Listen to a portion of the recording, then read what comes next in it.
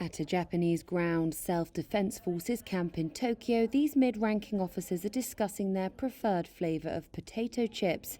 And it's all part of learning to combat an enemy within. What some critics say is the force's entrenched culture of sexual harassment. The session aimed to bridge generational gaps and improve communication and was led by career consultant Keiko Yoshimoto, who regularly trains Japan's personnel.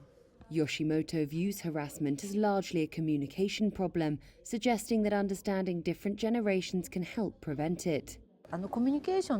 Harassment tends to occur where there is a lack of communication, and generational differences make it hard for people to communicate with each other. Then misunderstandings happen. You don't know what to say because you don't feel like you can get along, and you might feel ignored.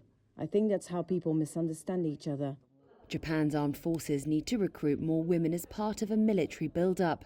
But last year, the number of women applying to join actually fell by 12%, which some blame on fear of harassment. That follows incidents highlighting sexual misconduct in the services, including a victorious court ruling for Rina Gonoi, a former SDF member who was sexually assaulted. Her case sparked a ministry probe into harassment within the male-dominated world of SDF, uncovering over 170 other incidents.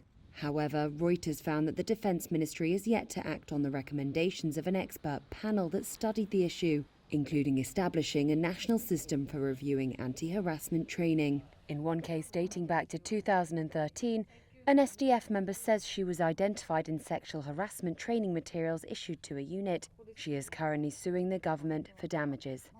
The woman, who requested anonymity as she still works with the SDF, says she found she had been identified in the materials while the aggressor's identity was protected.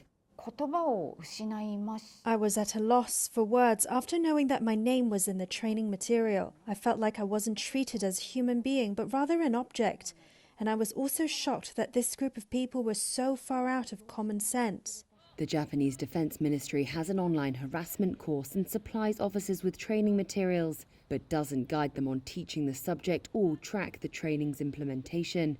The ministry said in an email response to Reuters' questions that harassment, quote, must never be allowed as it destroys mutual trust between service members and undermines their strength. But the woman in the 2013 case says the training remains inadequate, with bad habits still being handed down to a new generation of officers.